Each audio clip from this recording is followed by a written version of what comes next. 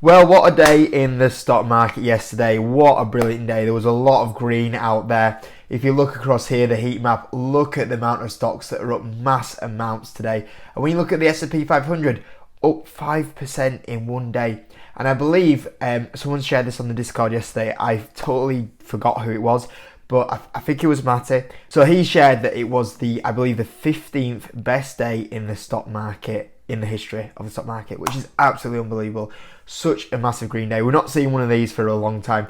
And funny enough, I actually believe it reminded me a lot of some of you guys might not have been in the stock market then, but I'm sure some of you were. The day that we got the vaccine news, when we had the whole CV situation, it was obviously 2 years ago. Got the vaccine news, and there was so many stocks that had surged massive amounts on that day, and obviously set us up for a very good run. And it reminded me a lot of that day. And funny enough, after looking at it for a while, I realised that it was actually 2 years to the day that we got the vaccine news for the CV situation. So it's just so funny that, that period of time, that negative was really beaten, that market back then was really beaten down. A lot of stocks were not, some were doing okay, but some were struggling still. And then we got the vaccine news and it sent us on a massive rally. And then, 2 years on, it's been an awful year.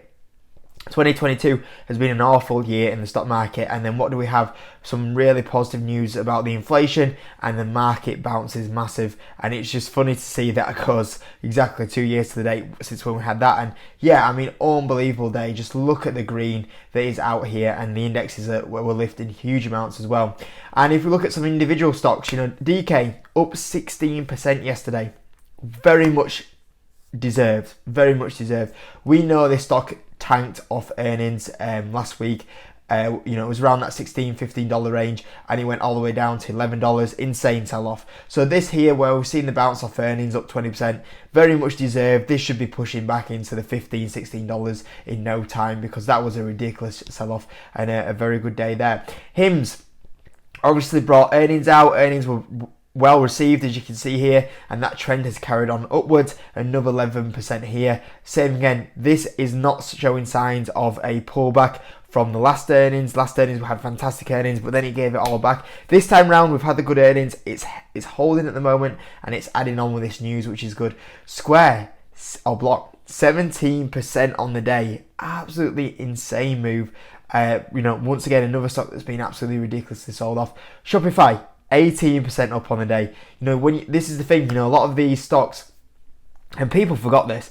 People forgot that when the S&P goes down 5%, some of these individual stocks are going to go down 10%. That's what's going to happen. If they're a little bit more higher risk, more volatile, they're going to go down more. And people soon, or very quickly, forgot when the market goes up 5%, these individual stocks go up 10-15%.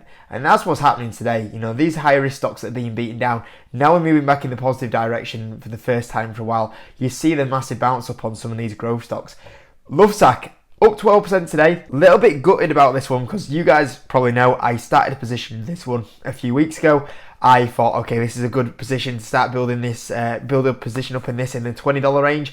And yeah, it's shot up to $26 now. So that's a little bit frustrating, and that kind of leads me in the kind of point of view now of like, do I buy at $26? Do I just carry on holding what I do have? Do I potentially sell and see if it does come back down to the $20 range?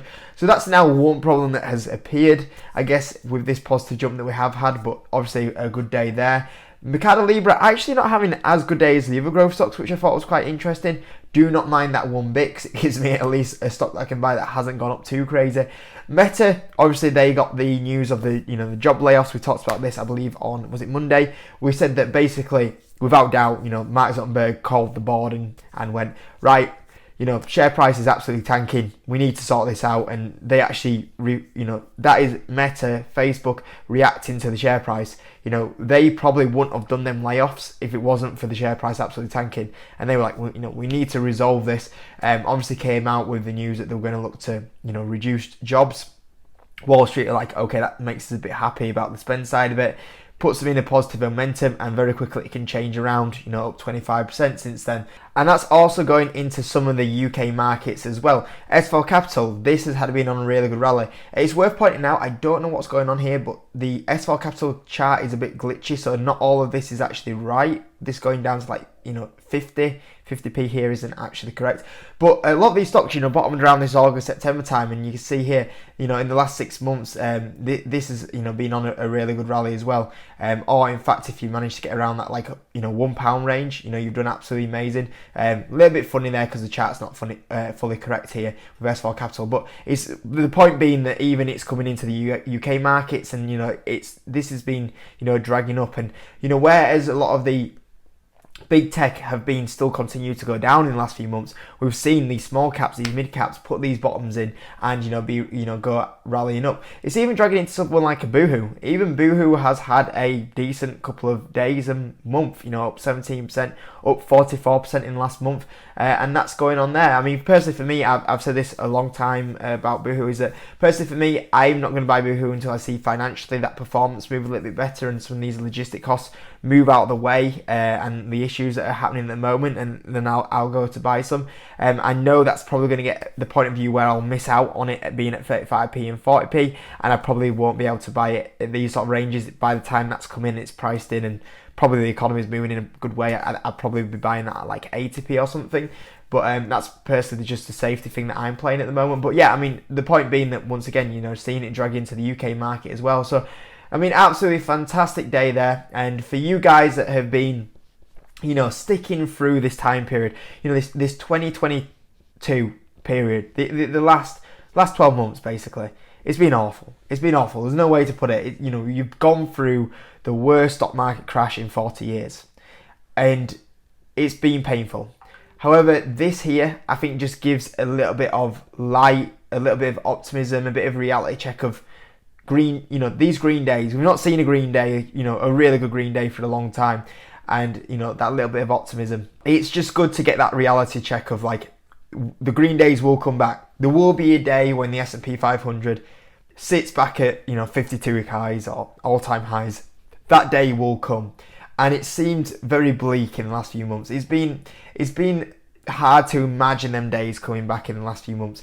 And for anyone that's kind of stuck it out, because on the way, there's people that have given up, there's people that have left the stock market, the people that have quit, people that sold out of losses when these stocks were down 50%. And it just kind of gives you that reassurance and confidence about we will see these days come back. And it was a bit of a little bit of a reality check and a relief on this is what happens on green days, and also what happens to these stocks that are being beaten down the most is that when we do get these green days, how quickly a lot of them can really bounce. So why did this all happen? I'm sure most of you guys know. Inflation data. Obviously the key event for this week, we mentioned it on Monday on the Monday's video. Inflation data came out. I thought that we would have to see something with a 7 to impress the market. And we got it, and we got it big time. We got it at 7.7%, and the consensus was 8%.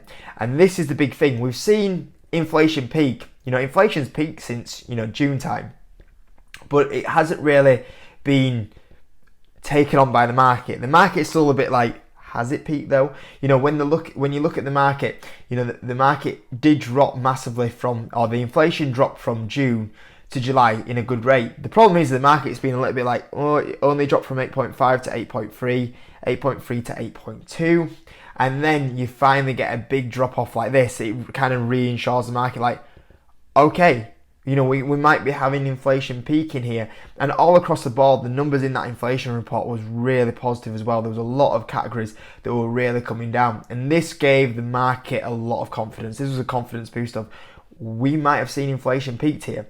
We've seen inflation dropping down massively. And if we carry on this momentum, obviously this is going to be massive for the stock market. And the more we kind of, get into these numbers here, it's a lot easier comps to kind of go on as well. That's also going to help the market. And the big thing that with this decrease in inflation, what's everyone, mentioning? The Fed. The Fed, everyone automatically thinks about the Fed, because we know if inflation peaks, that's going to be very good for the stock market. What that's also going to leave the Fed to do is, if the Fed see the inflation coming down, we've had them hike up interest rates. Interest rates have been obviously affecting the market at the moment. Now the Fed, and there's already been a few people mentioning this and a few comments from the Fed, basically coming out and going, yep, we're noticing the drop here. And the big thing is, if we're seeing the market or the inflation coming down, obviously automatically people go, the Fed are going to stop hiking up interest rates. And obviously everyone's getting optimistic about that. We saw previously it was 50-50 whether in the next Fed meeting we get a 0.75 increase or a 0.5% increase. And everyone kind of got that a little bit more confidence now about, okay, it could be the lower end, and also could we see a pause in interest rates. And then the big thing that everyone starts factoring is, if inflation comes down and also interest rates are this high, then you also consider, okay, within the next coming few months, does the Fed kind of pivot and then start bringing down the interest rates in the back end of 2023, and then you have a very good combination there. And that could potentially happen, because when you look at the economy right now, the Fed will go, okay, we'll start supporting the economy a little bit now. And that will help things as well going forward. So obviously that's the big thing. Everyone's kind of, factoring inflation peaking, Fed potentially, slowing down these interest rates hikes now. Now it's worth saying, this is good news. This is fantastic news for the market. But it's still very early days. When we were back in March time and we had 8.5 and then we saw 8.3, everyone was kind of like, oh, we've peaked, we're coming down again. And then you look at that and within 2 months later we're up at 9.1%. So things can change very quickly. And we're at 7.7, but if we come back, if we come back in at a 7.8, everyone's spooked again. So things can still change very quickly. I think that we should see inflation still continue to go down. I've always said that the thing is why inflation is up so much is because oil shot up massively. And as soon as oil shoots up massively, everyone plays catch up to oil. And that's what we've seen. Even though oil peaked a few months ago, why is inflation still being driven up? Because everyone's catching up to the oil increases. Oh, we're paying so much more for oil, we've got to put our products up more. That's what's been happening. But because oil's peaked now, the prices are now starting to peak because they've caught up to the oil prices. As long as this continues, I feel like we will still continue going downward. But there's a lot of things that can still affect that in the next few months. But obviously that's it's still early days, and the big thing now is that what we have here is we're going to get one more this year, one more set of data from the inflation. This is going to be a key one, the 13th of December. That is going to be a key day for the inflation data, and then followed up, I believe it's the day after, or it might be 2 days after, the Fed go for another meeting.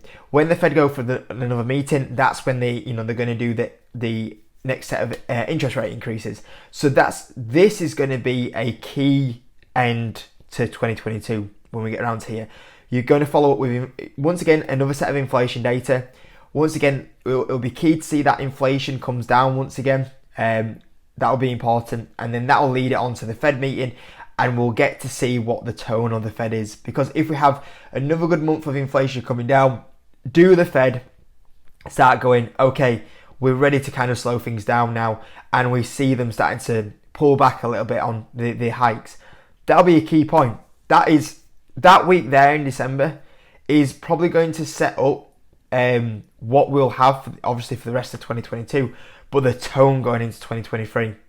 If we see inflation is coming down and the Fed is starting to slow things down a little bit, that is key for 2023. Massively key. So that is a date to be writing in your calendar right now. But yeah, at the moment, obviously things look positive. Everyone's looking positive. Everyone's looking at some positivity now with what's kind of going on there.